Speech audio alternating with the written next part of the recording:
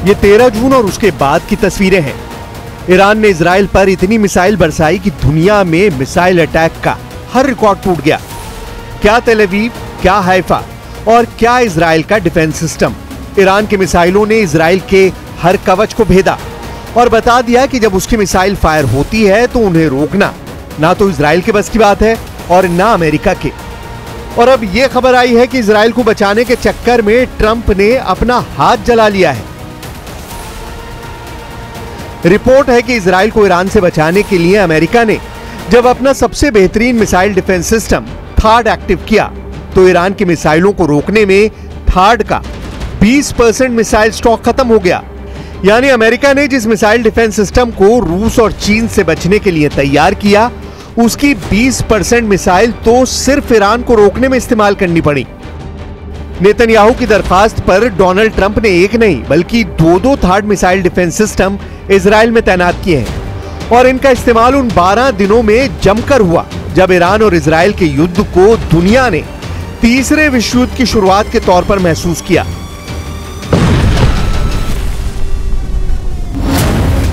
थाड यानी terminal high altitude area defence, ये missile interceptor यानी मिसाइल रोकने वाला डिफेंस सिस्टम अमेरिका की कंपनी लॉकहीड मार्टिन ने बनाया है।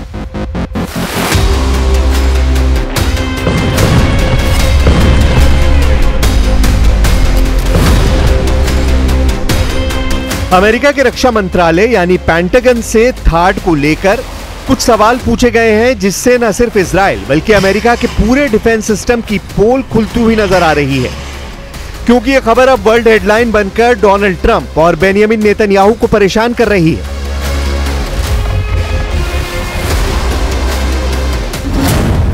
हर जगह छप रहा है कि ईरान की आधुनिक बैलिस्टिक मिसाइलों को रोकने में अमेरिका के थाड सिस्टम को बड़ा झटका लगा है।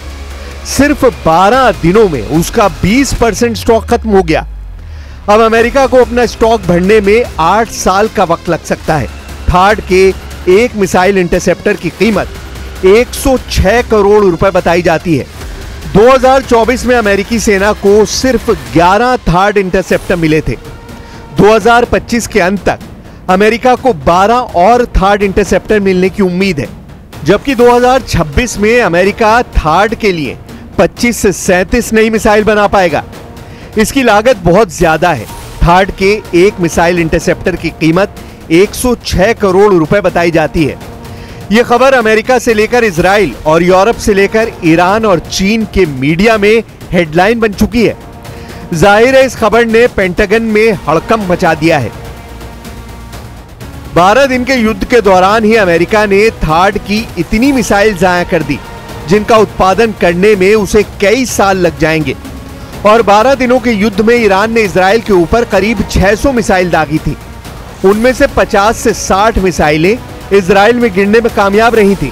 ईरान ने बार बार दावा किया है कि उसके हमलों को रोकने में इजराइल पूरी तरह फेल साबित हुआ है, और वो इसलिए भी क्योंकि तेल अवीव और हाइफा से आई तस्वीरों ने बता दिया कि ईरान ने जहां टारगेट सेट किया वहां पर उसकी मिसाइल गिरी। एक साथ इतनी मिसाइलों का सामना करके दुनिया का कोई भी एयर डिफेंस सिस्टम या मिसाइल डिफेंस सिस्टम क्यों ना हो, वो घुटनों के बल बैठने पर मजबूर हो जाएगा, और इजराइल में यही हुआ। ईरान ने 12 दिनों के युद्ध के दौरान बार बार बताया कि उसकी मिसाइल पावर को हल्के में ना लिया जाए। थाड को लेकर अमेरिका से जो रिपोर्ट आई है उस रिपोर्ट में बताया गया है कि युद्ध से पहले अमेरिका के पास थाड की 650 मिसाइलों का स्टॉक था, लेकिन इजराइल और ईरान की जंग के दौरान उसको 150 से ज्यादा मिसाइलें फायर करनी पड़ी। रिपोर्ट में यह भी बताया गया कि ईरान ने जब कतर में अमेरिका के मिलिट्री अड्डे पर मिसाइलें दागी तब अमेरिका को अपनी 30 पेट्रियट मिसाइलों को लॉन्च करना पड़ा ताकि वो ईरान के हमलों को नाकाम कर दें, लेकिन उनमें भी वो पूरी तरह कामयाब नहीं हो पाया।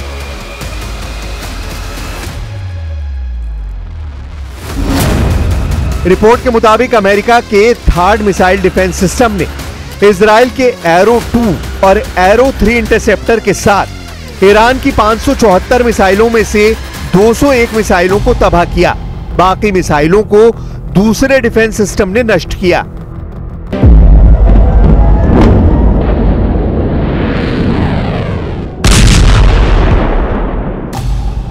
ईरान की मिसाइल पूरी तरह फेल नहीं हुई, इसकी गवाही तो तेल अवीव और हाइफा में हुई तबाही दे रही है।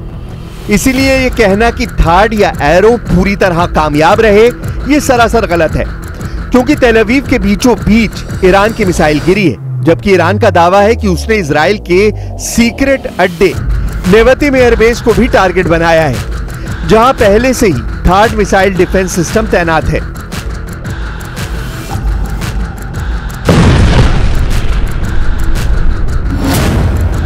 थाड 200 किलोमीटर की दूरी तक दुश्मन की किसी भी मिसाइल को मार सकता है।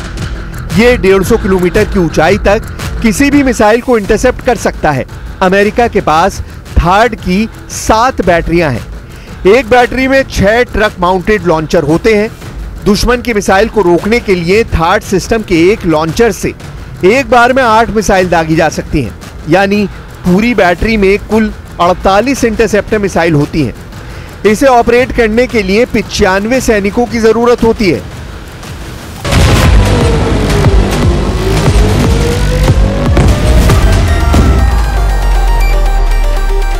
इजराइल में ऐसे 2-2 सिस्टम तैनात हैं, लेकिन क्या ये काफी साबित हुए? बिल्कुल नहीं। हाइफा और तेल अवीव में गिरती हुई मिसाइलों ने बताया कि ईरान एक बार में सैकड़ों मिसाइल फायर करने की ताकत रखता है, और उनको रोकना न इजराइल के बस की बात है और ना ही अमेरिका इसमें 100% कामयाब रहा। अमेरिका के थाड सिस्टम को इससे पहले दक्षिण कोरिया में तैनात किया जा चुका है, ताकि उत्तर कोरिया की मिसाइलों से उसे बचाया जा सके। इसके लिए इस सिस्टम के बारे में कुछ बातें जान लीजिए। अमेरिका के थाड मिसाइल सिस्टम को बैलिस्टिक मिसाइलों को मार गिराने के लिए 1987 में तैयार किया गया था।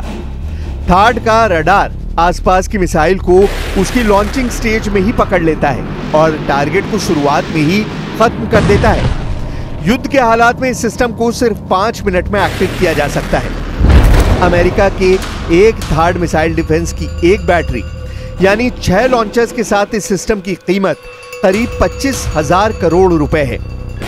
सऊदी अरब ने 2018 में अमेरिका से 44 थाड लॉन्चर और मिसाइल खरीदने के लिए एक समझौता किया था।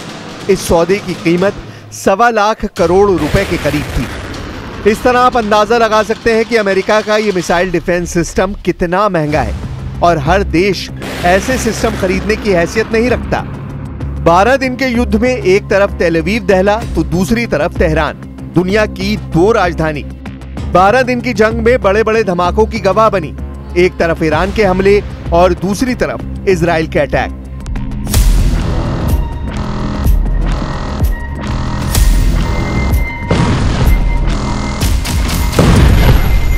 इजराइल में कहां धमाका होगा, कौन सी मिसाइल गिरने वाली है, इसे लेकर इजराइल का मिसाइल ट्रैकिंग रडार सिस्टम एक बड़े शून्य में चला गया, क्योंकि ईरान ने अपनी सबसे खतरनाक मिसाइलों से इजराइल को टारगेट किया। ईरान ने इजराइल पर अपनी जिन मिसाइलों का इस्तेमाल किया, उसमें सबसे खतरनाक फत्ता-1 और खैबर शिकन मिसाइल शामिल है। इसमें कद्र और इमाद मिसाइल भी शामिल है। फत्ता हाइपरसोनिक मिसाइल की रेंज 1400 किलोमीटर है। खैबर शिकन मिसाइल की रेंज 1450 किलोमीटर है। कद्र मिसाइल की रेंज 2000 किलोमीटर तक है और इमाद की रेंज 1700 किलोमीटर है। इजराइल पर हुए हमलों में इन्हीं मिसाइलों ने सबसे ज्यादा तबाही मचाई। तेल अवीव से लेकर हाइफा और अशदोद से लेकर बीरशेबा और शेफाल जैसे छोटे शहरों पर अटैक बहुत तेजी से किए गए। अब सवाल उठ रहा है कि जिस तरह से ईरान और इजराइल के बीच तनाव फिर तेजी से बढ़ रहा है, क्या इजराइल पर फिर फटने जा रही हैं ईरान की मिसाइलें? क्या तेल अवीव और हाइफा में फिर इसी तरह होगा हमला? और क्या ईरान की मिसाइलों के आगे फिर ढह जाएगा इजराइल का डिफेंस सिस्टम?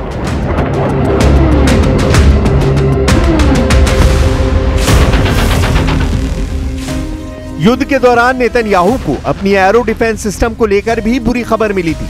खबर ऐसी कि नेतन्याहू के पैरों तले जमीन खिसक गई। तब वॉल स्ट्रीट जर्नल ने खबर छापी कि इजराइल के एरो डिफेंस सिस्टम के लिए मिसाइल खत्म हो रही हैं। यह खबर ऐसी है कि नेतन्याहू अपना माथा पकड़ने को मजबूर हो गए। अमेरिका के अखबार ने लिखा कि ईरान के मिसाइल अटैक को रोकना अब इजराइल के लिए मुश्किल होगा। इस युद्ध ने साबित कर दिया कि अमेरिका और इजराइल के तमाम मिसाइल डिफेंस सिस्टम ईरान के सामने काफी कमजोर साबित हुए। नेतन्याहू के सामने बड़ा संकट है। अमेरिका की रिपोर्ट बता रही है कि नेतन्याहू और डोनाल्ड ट्रंप को फौरन बड़े कदम उठाने होंगे। खासतौर से एरो डिफेंस सिस्टम अब नेतन्याहू के लिए नाक का सवाल बन गया है। Arrow missile defence system Israel का अपना सिस्टम है। इसकी रेंज 2500 किलोमीटर है। यह अंतरिक्ष में जाकर भी दुश्मन की मिसाइल को रोक सकता है। यानी ईरान की कई मिसाइल अंतरिक्ष से वापस वायुमंडल या कहें कि इजराइल के आसमान में दाखिल भी नहीं हो पाती होंगी, क्योंकि एरो सिस्टम उन्हें पहले ही खत्म कर चुका होता है। इसी वजह से एरो को इजराइल का प्रीमियम मिसाइल डिफेंस सिस्टम कहा जाता है।